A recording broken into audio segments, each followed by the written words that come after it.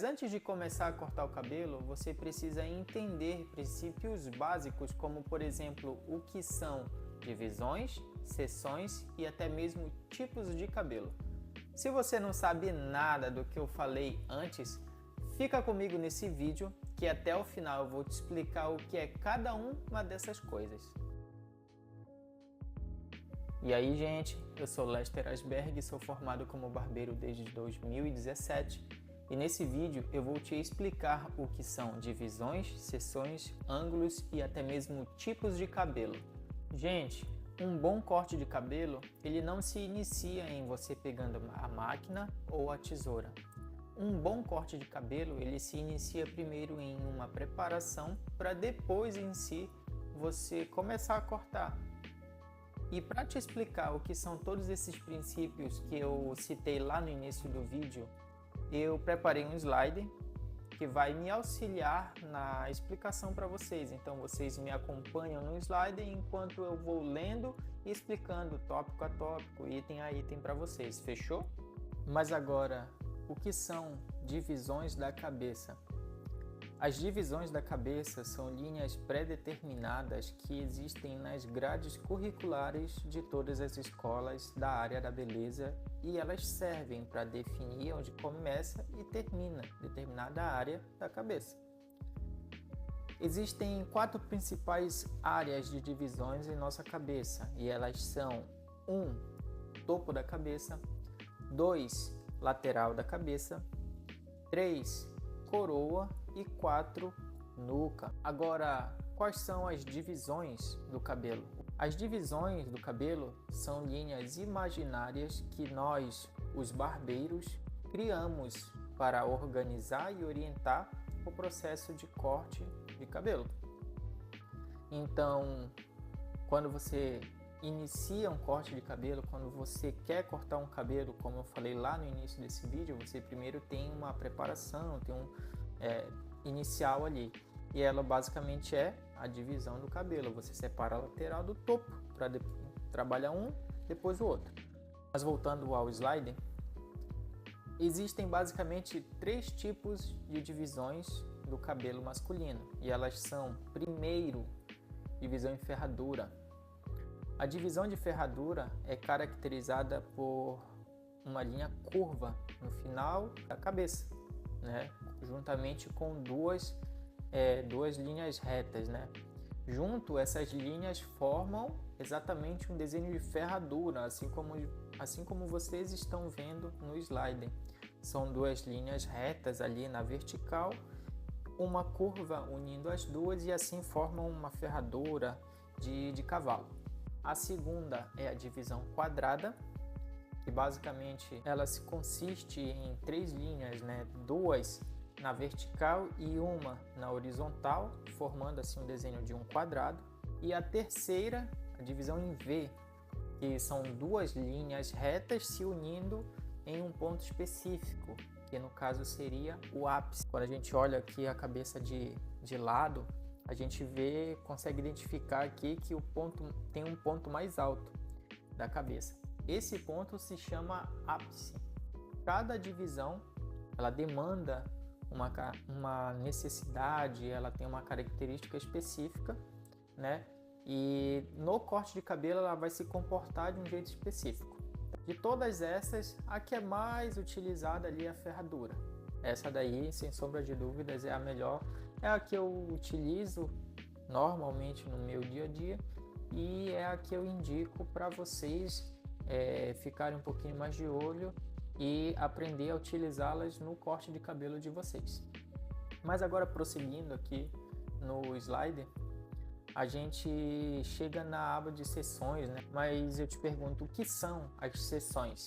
As seções são partes específicas do cabelo que são separadas e trabalhadas individualmente durante o corte. Elas são criadas a partir das divisões e podem variar em tamanho e forma, dependendo do estilo de corte desejado e da técnica que a gente barbeiro, aplica no corte de cabelo.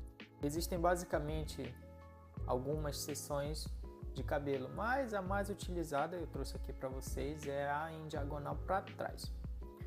No exemplo mostrado, né, para vocês, as linhas em vermelho ali representam o fio do cabelo.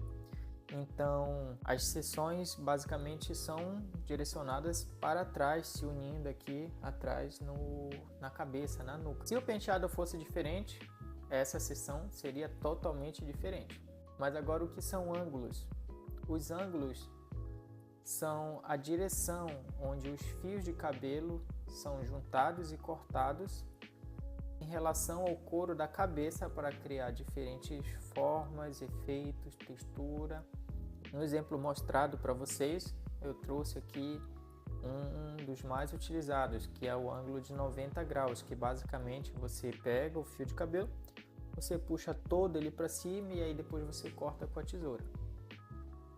O mesmo pode ser aplicado para a lateral do cabelo. Você pega aqui uma mecha de cabelo, você puxa para a lateral e você corta. Além desses, existem outros, muitos outros, mas esse é o mais utilizado. Mas junto dele também tem o de 45 e o de 35, que basicamente é fazendo essa conexão toda aqui, esse contorno todo da cabeça. Mas agora indo para os tipos de cabelos, a gente tem basicamente 4 biotipos de cabelo. Temos o liso, temos o ondulado, temos o cacheado e temos o crespo. Cada tipo de cabelo tem mais 3 subdivisões dentro de cada biotipo. Logo, a classificação deles fica da seguinte maneira: 1A, 1B, 1C. E assim o ciclo vai se repetindo. Segundo grupo, 2A, 2B, 2C. Terceiro grupo, 3A, 3B, 3C. E por último, e não menos importante, o quarto grupo, que seria 4A, 4B, 4C. Cada biotipo tem suas próprias características únicas que influenciam o seu comportamento e a forma como é cortado e estilizado o corte de cabelo. Mas explicando um pouquinho de cada cabelo para você, eu inicio aqui com o 1A. Esse biotipo de cabelo é normalmente encontrado em crianças. Ele tem as seguintes características: ele é fino, normalmente claro, fácil de organizar. Se cortar de qualquer jeito é fácil de arrepiar, de apresentar marcas, tá bom? Então vai com cuidado, tá? Para não fazer besteira nesse tipo de cabelo, porque ele demanda um pouquinho mais de cuidado. O segundo, o 1B. Esse biotipo de cabelo normalmente é encontrado em adolescente e jovem. Ele tem as seguintes características: ele ainda é relativamente fino, é fácil de organizar, não é tão fácil de apresentar marcas, mas ainda assim deve ter bastante cuidado. E o 1C, que é o terceiro cabelo ali, o terceiro biotipo, né? Aqui o jogo começa a ficar um pouquinho diferente. Esse biotipo de cabelo é encontrado em adultos. Ele já passou por quase todas as fases da vida, né, de um cabelo. Esse cabelo tem as seguintes características: ele é mais grosso, ao ponto de podermos ficar mais aliviados em relação a marcas, mas é óbvio que dependendo do tamanho do erro durante o corte, vai aparecer, né, um erro de qualquer jeito. Não que os outros você vai deixar de qualquer jeito, mas tem que ter um pouquinho mais de cuidado, porque os outros apresentam mais e esse aqui menos. Agora indo para o cabelo 2A, aqui o jogo já é diferente. Os cabelos do grupo 2A todos começam a ficarem levemente enrolados e vão aumentando seus níveis de ondulações até chegar no cabelo mais enroladinho, mais cacheado. Vamos aqui para o 2B. O cabelo 2B é relativamente tranquilo, pois ele é um cabelo de transição para o 2C. Logo, ele ainda tem as mesmas características de um cabelo liso, porém com pouquíssimas alterações. O máximo talvez que aconteça é ter algumas dificuldades em organizar ele devido às leves ondulações, como eu expliquei anteriormente. O cabelo 2C devemos sempre observar e ir com calma, pois ele tem uma característica de apresentar problemas durante o corte devido às suas ondulações. Exemplo: separar uma mecha, definir onde iremos cortar e após cortar soltarmos ele e do nada ele acaba encolhendo além do previsto. Isso acontece devido às suas ondulações. Isso é tipo uma mola, né? Você pega uma mola, você estica ela e corta pensando que ela vai voltar e ficar onde você quer. Provavelmente não, porque ela vai voltar aquele percurso, aquele tamanho original dela, porém pelo fato de você ter cortado um pedaço daquela mola, né, ela vai se comportar de uma maneira um pouquinho diferente e vai recolher um pouco mais.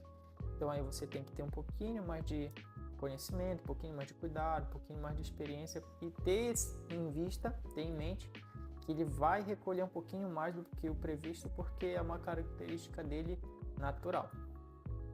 Indo para o próximo, o 3A.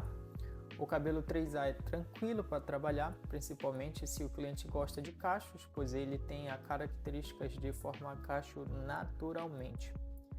Os maiores cuidados que devemos ter em relação a ele é a hidratação e comprimento, pois ambos têm a capacidade de transformar esse tipo de cabelo em uma palha, né? Deixar ele zoado.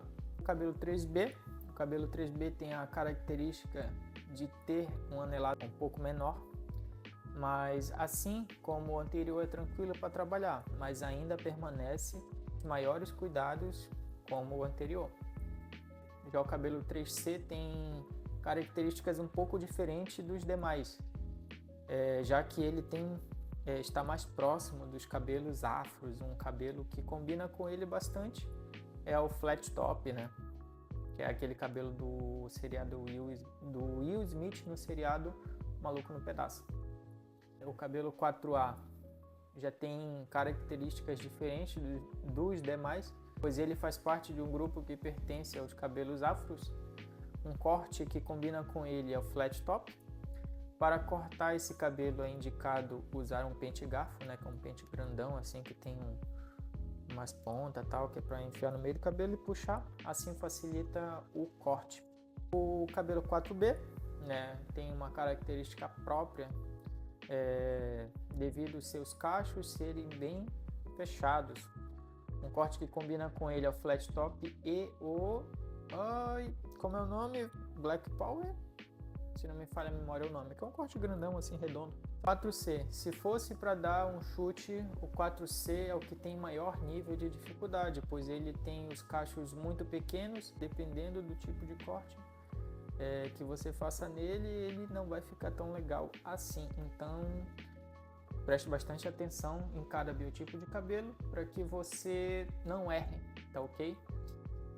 E agora, por último, mais ou menos importante, eu quero te perguntar o seguinte: deu para ter uma noção do que são ângulos, do que são divisões, do que são seções, do que são os tipos de cabelo? Baseado em tudo isso, fica mais fácil por onde você começar o cabelo, por onde você começar o corte de cabelo? Ficou claro que, por exemplo, para começar o corte de cabelo, você precisa separar o topo da lateral, trabalhar primeiro a lateral para depois trabalhar o topo? Ficou claro tudo isso que eu mostrei, que eu trouxe nesse vídeo para vocês? Me conta aqui embaixo nos comentários, me fala se foi útil, se não foi útil, se ficou clara a minha comunicação.